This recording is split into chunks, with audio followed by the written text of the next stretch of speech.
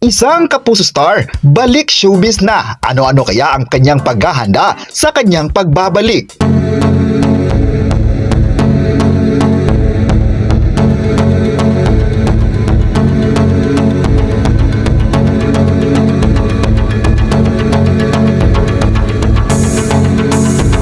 Nakatsikahan ng ilang members ng press si Nadine Samonte sa nasabing event na ginanap sa Isam Mega Mall Cinema 8 at inamin niyang na-miss niya talaga ang pag-arte kaya talagang pinaghandaan ng aktres ang pagbabalik showbiz.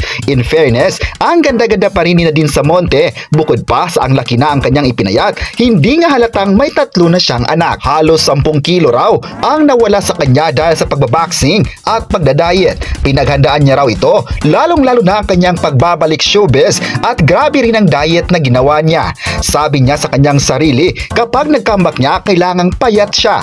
Lumaki talaga ng sobra, so nagbaboxing siya maliban sa pagdadiet. At masaya na siya ngayon sa kanyang resulta. 2 taong gulang na raw ang kanyang bunsong anak, kaya pwede na siyang mag-showbiz muli. Super supportive naman daw sa kanya ang kanyang asawa. Ayon pa niya, hinahanap niya talaga ang pag-arte, ang magtrabaho at magpuyat. Kaya nung nabigyan siya ng chance, accept niya ito dahil sayang naman. Sa tanong kung may limitasyon na nga ba ang pagbabalik showbiz niya, alam naman niya na siya mismo ay umaayaw. Like hindi na siya pwede sa mga kissing scene o bead scene. Siguro ang kanyang magagawa lamang ay pwede ang smack. Samantala, puring-puri naman ni Direk Jose si Nadine Samonte dahil wala pa rin itong kupas sa pag-arte dahil puro tikwan lang ang mga eksena. Base sa true to life stories ang layas na isang heart-rending story ng 5 naglayas na bata na nakaranas ng hirap at ang mga pagsubok sa buhay hanggang sa makamit nila ang inaasam na tagumpay. Showing na ngayon ang layas sa mga sinihan at mapapanood din ang ibang bahagi sa Amerika at Japan. Rated R13 ang layas ng MTRCB at sinuportahan ng Municipal Social Welfare and Development sa Pamalaang Bayan ng Binangunan, Pamalaang Bayan ng Tanay at Team Foundation. Samantala, rumampa sa ivory carpet ang ilang paborito nating love team sa pagbabalik ng Star Magical Prom. Agaw pansin diyan ang Don Bell, Franceth, Hidilex, Snow Rain at ilang pang celebrity couples na talaga namang mala Disney ang peg dahil sa kanilang shining, shimmering, splendid na kasuotan. Ang tema sa taong ito ay fairy tale magic. Inspired sa Disney movie na Beauty and the Beast ang OOTD ng Don Bell. Ang aktres ay nagsilbing Princess Belle na naka-yellow gown with high slit, habang si Donnie ang kanyang prince na puging-pugi sa kanyang suot. Cinderella naman ang naging tema ng Franceth sa event. Bagay na bagay kay Francine ang kanyang fluffy blue gown. Stand out naman ang mala Little Mermaid look ng Hidilex. Tila parang si Princess Ariel na rumampang actress with her wavy red hair, habang naka-dark blue pantsuit naman ang kanyang screen partner. All glam up din ang rumampa ang Can't Buy Me Love tandem na mas kilala bilang Snow Ring. Tilang may pagka-Cinderella rin ang tema ni Maris Racal sa kanyang 2-piece blue dress na may opera gloves, habang si Anthony ay glamorosa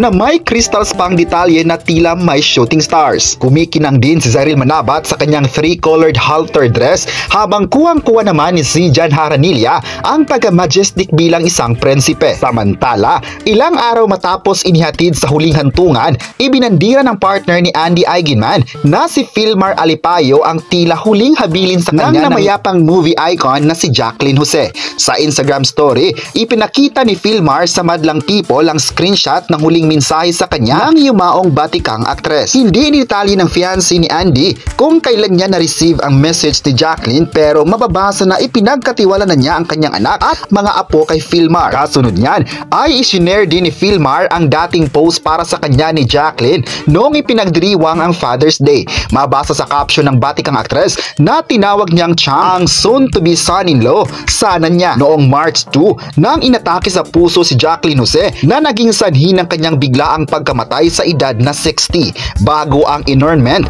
nagpahayag na madamdaming mensahe si Filmar bilang pagbibigay at nangakong patuloy niyang mamahalin ang ina ni Andy kahit ito ay nasa kabilang buhay na. Samantala, taong 2020 naman nang ma-engage ang couple na sina Andy at Filmar. Mayroon silang 2 anak na sina sina Leo at Koa. Samantala, mukhang handa na sa next level ng relasyon ang celebrity couple na sina Gabby Garcia at Khalil Ramos. Ito ay matapos ibinunyag ng dalawa na pinag-usapan nila ang planong pagpapakasal. Sa panayam with King of Talk Boy Abunda, inamin ng couple na ito ay end goal nila. Tulad ng ilang celebrity couples, nandyan din daw ang pressure mula sa mga taong nakapaligid sa kanila pagdating sa pagpapakasal. Gayunpaman, hindi naman daw ito nagiging problema sa kanila dahil hindi naman nila hinahayaan na ma-pressure sila. Kasunod niyan ay binahagi ni Gabby Garcia na may ideya na siya kung ano at nais niyang suotin na wedding gown at gusto nila ng isang intimate quiet wedding.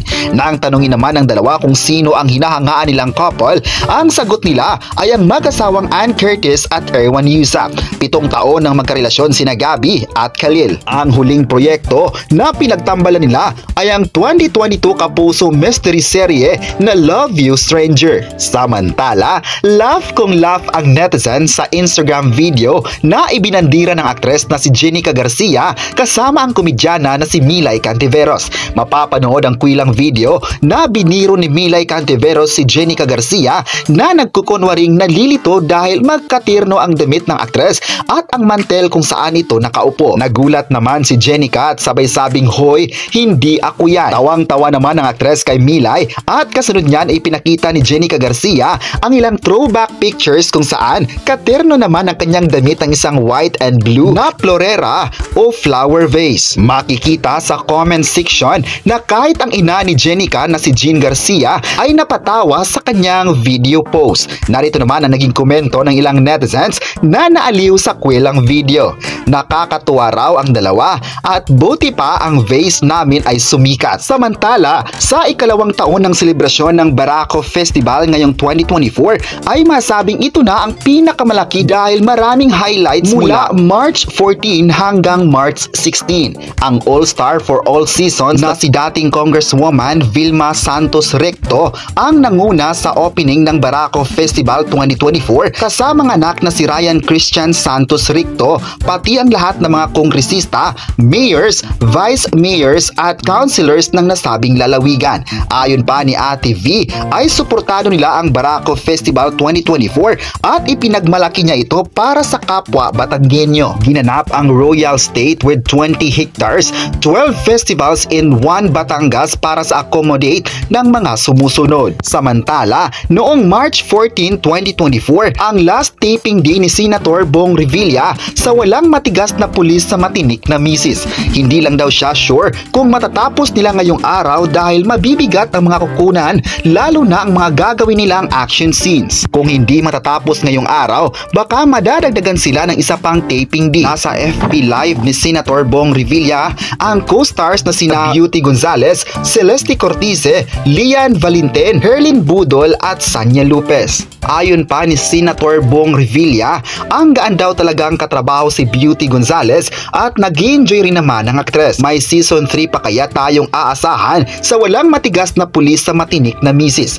Bintang-benta na kasi ang karakter ni Senator Bong Revilla na si Tolome na kahit saan siya ngayon magpunta, Tolome na ang isisigaw sa kanya. Sa feeding program ng kaibigang Morley Alinio noong last Saturday sa Tondo, Manila, nakakatuwa ang pagsigaw ng Tolome ng mahigit 500 na paslit. Isa si Senator Bong Revilla sa major sponsors ni Marley na nagdiwang kamakailan ng kanyang kaarawan. Katuwang din ni Marley sa nasabing proyekto ang katroykang Noel Ferrer at Goy Lerola. Pagkatapos ng agad ng season 2 ng walang matigas na pulis sa matinik na misis, parang kakasimula pa lang nila. Ang namumutiktik sa dami ang tarps ng programa sa major at minor roads na sana makatulong mag-push ng ratings ng show ni Senator Bong. Bago mag-Holy Week ay matapos na ang season sa Senado at babalik sila sa April 29. Habang nasa break sila, sisimula na kaya ni Senator Bong Revilla ang pelikulang gagawin niya.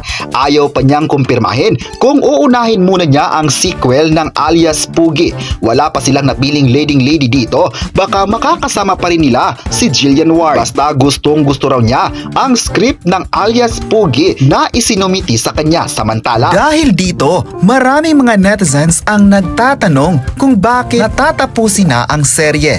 Alam naman nilang matataas ang nakuhang TV ratings. Ayon pa ng netizens, dapat hindi pa itatapos ang programa para mas mapapanood pa ang kwela ng pinakamagandang teleserye ngayon sa prime time. kayo, ano ang masabi nyo na magbabalik showbiz na si Nadine Samonte? I-comment na kung excited ba kayo dito at huwag kalimutang i-subscribe ang ating YouTube channel.